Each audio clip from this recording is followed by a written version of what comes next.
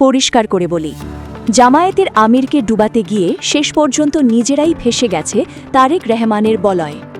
ডিবির অভিযানে বঙ্গভবনের একজন কর্মকর্তা আটক, আর সেই জিজ্ঞাসাবাদ থেকেই একের পর এক বেরিয়ে আসছে এমন তথ্য যা দেশের রাজনীতিকে নতুন করে নাড়িয়ে দিয়েছে।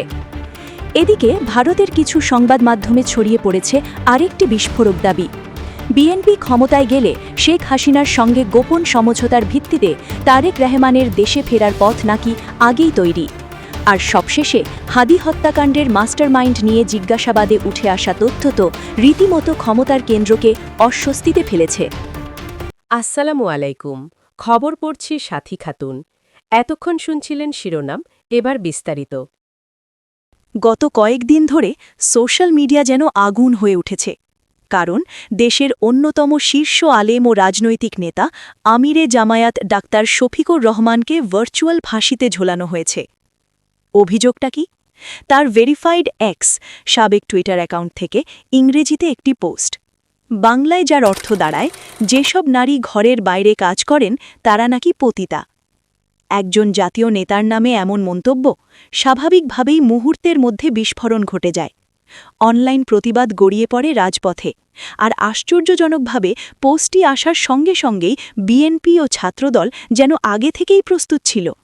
কোনো যাচাই বাছাই ছাড়াই দেশজুড়ে কর্মসূচি, একটাই দাবি, ডাক্তার শফিকুর রহমান নারী বিদ্বেষী, তাকে বয়কট করতে হবে, তাকে ক্ষমা চাইতে হবে।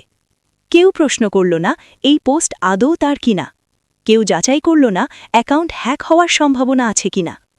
সব কিছু দেখে মনে হচ্ছিল এই সুযোগটার জন্যই যেন তারা মুখিয়েছিল। কিন্তু প্রবাদ তো আছে, চোরের 10 দিন, গৃহস্থের 1 দিন। সেই একদিনটাই এসেছে।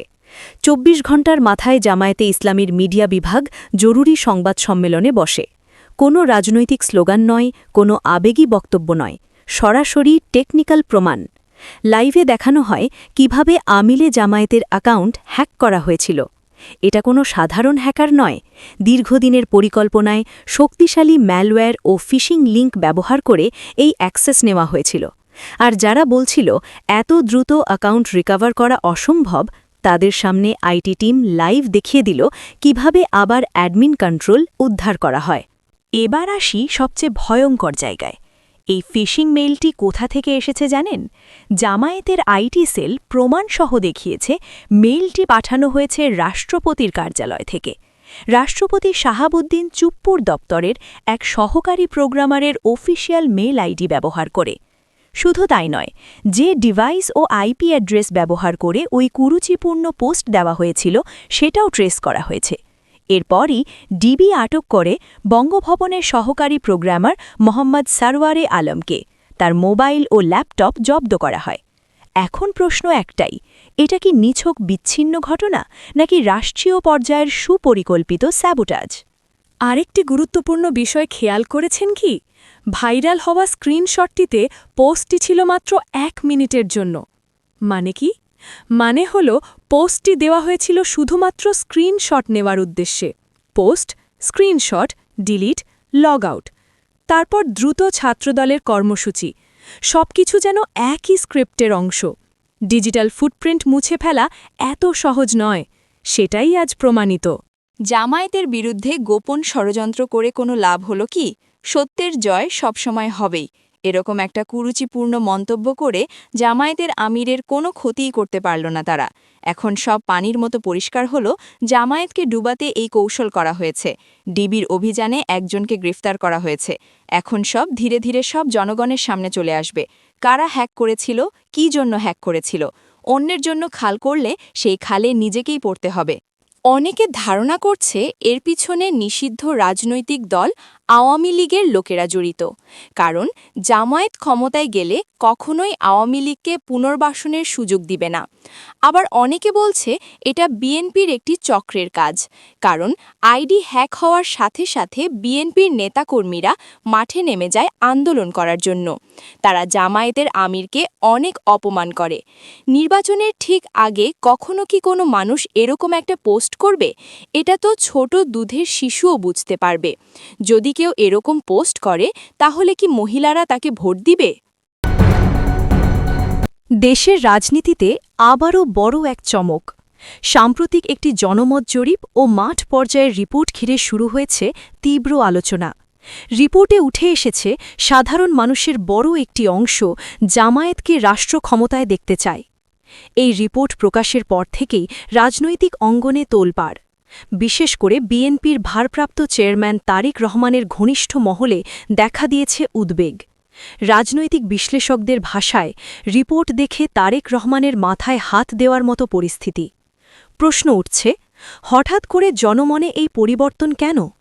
কেন মানুষ ঐতিহ্যবাহী বড় দলগুলো থেকে মুখ ফিরিয়ে জামায়াতের দিকে ঝুঁকছে? মাঠ পর্যায়ের প্রতিবেদনে দেখা গেছে সাধারণ মানুষ বলছে দুর্নীতি, লুটপাট আর ক্ষমতার অপব্যবহারে তারা ক্লান্ত। তাদের চাওয়া একটি ইনসাফ ভিত্তিক রাষ্ট্র ব্যবস্থা, যেখানে আইনের শাসন থাকবে জবাবদিহিতা আর থাকবে নৈতিক রাজনীতি। অনেকেই বলছেন, ভোট দিয়ে আমরা বারবার প্রতারিত হয়েছি, এবার আমরা নতুন করে ভাবতে চাই। এদিকে বিএনপির ভেতরেও তৈরি হয়েছে অস্বস্তি। দলের নেতাকর্মীদের প্রশ্ন, তাহলে কি মাঠের রাজনীতি হাতছাড়া হচ্ছে? জনগণকে সত্যিই বিকল্প শক্তি হিসেবে জামায়াতকে বিবেচনায় নিচ্ছে? রাজনৈতিক বিশ্লেষকরা মনে করছেন এই রিপোর্ট শুধু একটি জরিপ নয়, এটা ভবিষ্যৎ রাজনীতির একটি বড় ইঙ্গিত। বিশেষ করে তরুণ ভোটারদের মধ্যে জামায়াতের প্রতি আগ্রহ বাড়ছে বলে দাবি করা হচ্ছে। তারা বলছে, চীনা মুখ নয়, চাই নতুন রাজনৈতিক সংস্কৃতি। তবে এই রিপোর্ট নিয়ে বিএনপি ও তার সমর্থক মহলে দেখা গেছে মিশ্র প্রতিক্রিয়া। কেউ বলছেন এটা উদ্দেশ্যপ্রণোদিত, আবার কেউ বলছেন জনগণের ক্ষোভকে আর অবহেলা করার সুযোগ নেই।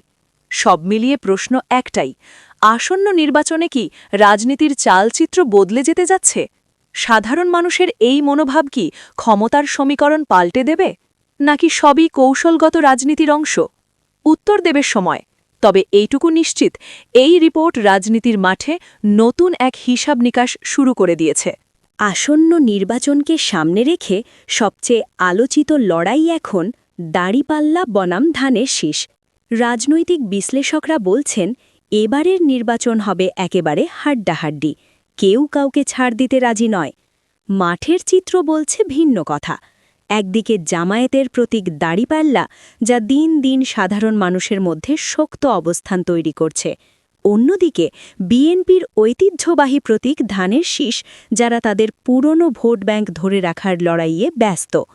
গ্রাম থেকে শহর, চায়ের দোকান থেকে সামাজিক যোগাযোগ মাধ্যম, সবখানেই এখন একটাই প্রশ্ন, শেষ হাসি হাসবে কে?